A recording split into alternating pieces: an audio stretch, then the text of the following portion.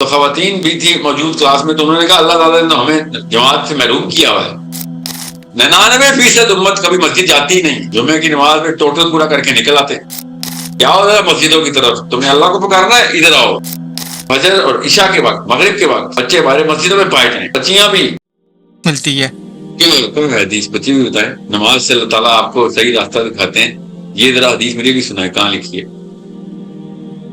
Sir, among the wisdoms is the implementation of prayer is that it purifies and welcomes the worshipper to converse with Allah and His Messenger while she remains in the material world. یہ والی حدیث مجھے پتا ہے، یہ والی حدیث کی انگریزی نہیں، اس کی عربی پڑھے، پھر میں آپ کو بتاؤں گا یہ انگریزی بدان نے کس طریقے سے نفسیات سے کھیلا آپ کے. باہر اس میں وزڈم کی بات ہو رہی ہے، اس میں ہدایت کی بات نہیں ہو رہی. بہرحال یہ اس چیز کی بات نہیں ہو رہی جس کو آپ نماز سمجھ رہے ہیں.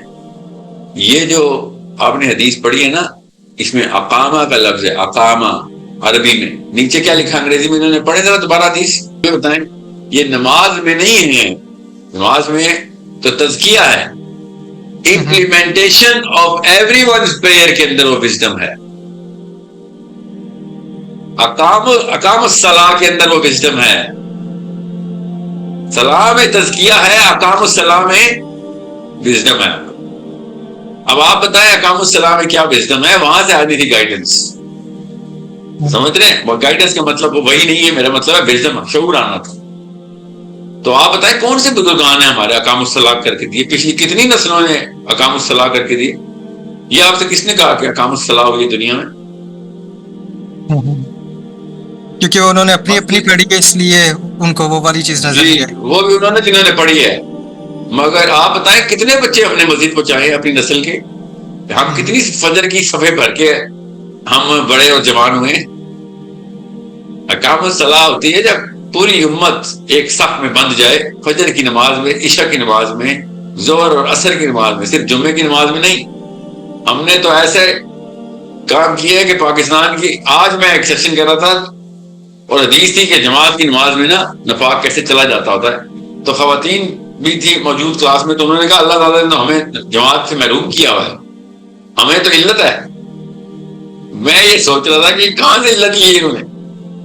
ہم نے تو جماعت کی نماز اقام الصلاۃ کو ختم ہی کر دیا کہ پاکستان انڈیا میں تو عورتیں جماعت سے ڈاؤز بلا مبرہ کر دی گئی. کون سی حدیث سے یہاں لکھا ہوا ہے ہمیں بھی بتائیں. بہرحال یہ کوئی اور بحث کہیں اور چلی جائے گی. میں آپ سے کہہ رہا ہوں اقام الصلاح کے اندر وزڈم ہے، اور وہ اقامہ کا لفظ ہے اس میں وزڈم ہے. نماز کے لفظ میں تزکیہ ہے، آپ کی پیوریفیکیشن ہے، اس میں کوئی شک نہیں. آپ کی کنیکشن ہے، جب آپ اقامہ کرتے ہیں امت کے ساتھ کنیکٹ ہوتے ہیں، امت سے کنیکٹ ہوتے ہیں، آپ کی لابی اور بلاک چین بن جاتی ہے. نماز سے بڑی کون سی بلاک چین تھی جو اللہ نے ہمیں گفٹ میں دی تھی؟ اتنا بڑا وزڈم ہے اس میں، اقامہ میں وزڈم. ہمارے بزرگان نے ہمیں اقامت الصلاح کر کے نہیں دی، ہمارا کام ہے کر کے دیں، اپنے بچوں کو کر کے دیں، مسجدوں کو عادی بنائیں، وہ بھی راتوں کے اندھیروں کے وقت، فجر اور عشاء کے وقت، مغرب کے وقت بچے ہمارے مسجدوں میں پائے جائیں، بچیاں بھی. یہ مسجدوں کی جب تک زینت نہیں بنیں گے نا مسلمان، تب تک ہمارا کچھ نہیں ہونے والا. ابھی میں بتا دوں آپ، یہ گھروں میں بیٹھ کے ہابی نہیں ہے اسلام. اسلام سے مسجد کے تھرو اللہ تعالیٰ نے عزت. اوکے، وَإِنَّ الْمَسَاجِدَ وَإِنَّ اللہ تعالیٰ نے مسجدیں کیوں بنائی ہیں؟ سوچیں ذرا، اللہ تعالیٰ نے سورہ جن میں کیا ارشاد فرمایا؟ وَإِنَّ الْمَسَاجِدَ لِلَّهِ فَلَا تَدْعُوا مَعَ اللَّهِ أَحَدًا، کہ اللہ تعالیٰ نے مسجدیں اس لیے بنائی ہے کہ تم اللہ تعالیٰ کو پکار سکو. یہ کچھ چھوٹی آیت نہیں، نعوذ باللہ، کوئی نصیحت نہیں ہو رہی ہے، یہ احکامی آیت ہے. کیا ہو رہا ہے مسجدوں کی طرف، تمہیں اللہ کو پکارنا ہے ادھر آؤ. ہم نے سمجھ لیا کہ بس چلو یہ بھی ایک آپشن ہے. نہیں، یہ اونلی آپشن ہے. مسلمان اور مسجد جس دن جدا ہوگی وہ دن کہانی ختم، کوئی اور اپنے قابل نہیں رہے گا. مسلمان اور مسجد جس دن یکتا ہو گئی، ہم طاقت میں آ گئے. اب ہم نے مسجدوں کو کیا بنایا ہوا ہے ذرا سوچیں کہ جلد از جلد جاؤ، جتنی دیر سے جا سکتے ہو تاکہ آخری صف میں بیٹھے ہو، تاکہ جتنی جلدی واپس آ سکتے ہو آ سکتے. یہ میں تو ان لوگوں کی بات کر رہا ہوں جو کہ مسجد جاتے ہیں. 99% امت کبھی مسجد جاتی ہی نہیں، جمعے کی نماز میں ٹوٹل پورا کر کے نکل آتے. 99% امت نے فجر میں مسجد کبھی دیکھی نہیں ہوئی. یہ حالات ہے. اقام الصلاح کی بات کریں, اقام الصلاح ہوتی ہے جب پوری امت مسجد پہنچ جائے, یہ اقام الصلاح ہے, پوری امت مسجد میں پائی جائے. بس simple indicator, one line vision, everybody, every Muslim in the مسجد. کب؟ فجر کے بعد. کب؟ ظہر کے بعد, عصر کے بعد, مغرب کے بعد, عشاء کے بعد.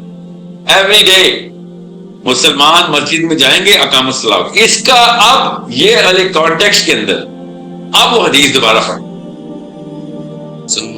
جب تک سب لوگ اکٹھے نہیں ہوں گے, نماز پہ اقامت نہیں آئے گی, تب تک یہ کام نہیں ہو سکے گا. سب السلام علیکم. دیکھنے کا ایک مسلمان کی جو بیسک ڈائریکٹر ہوتی ہے وہ مسجد ہوتی ہے, اور اس میں جتنی بھی اپنے چیزیں مینیفیسٹ کروانی ہوتی ہیں اور جتنے بھی بیسک اسٹینڈرڈ کو فلفل کروانے کے لیے ایک میٹنگ گیدرنگ کرنی ہوتی ہے, وہ اس کی مسجد میں ہونی چاہیے. اور ہم اس مقام پہنچ چکے ہیں کہ اگر ہم نماز کے علاوہ مسجد میں نہیں جا سکتے ہیں, نماز کرنے کے بعد جب مسجد کو تالا لگا دیا جاتا ہے, وہ ڈفرینٹ فیکٹرس ہو سکتے ہیں, ڈفرینٹ اسپیکٹس ہو سکتے ہیں, وہ ان کو کوئی ڈینائی نہیں کر سکتا ہے.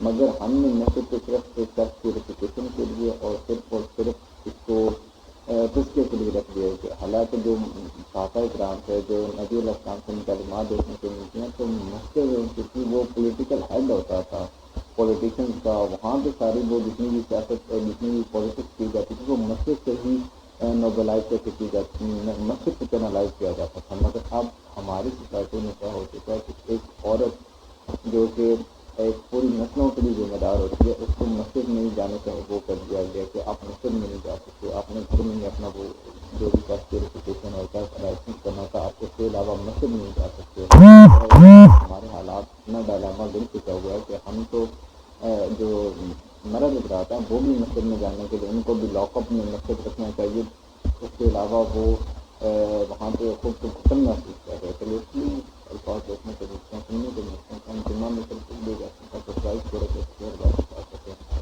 اس میں بہت سے لوگوں کے وہ اس میں بہت سے لوگوں کے ویکسینسی کی ساری چیزیں ہمیں ابھی دیکھنے کو ملتی ہیں, اور اس کے ہارریبل اثر بہت زیادہ ہو سکتے ہیں اگر ہم نے ابھی مسجد کو موبلائز نہ کیا, اگر ہم نے مساجد سے ایسے لوگ نہ لے کے ہیں جو پولیٹیکل سینس رکھتے ہیں, جو مینٹلٹی میں رکھتے ہو, جو فائنینشلی اسٹیبلٹی رکھتے ہیں, اس طرح کے اگر ہم لوگ نہیں لیتے ہیں گے تو کوئی بھی آنے والی جنریشن میں مولوی نہیں بننا چاہے گا, وہ کوئی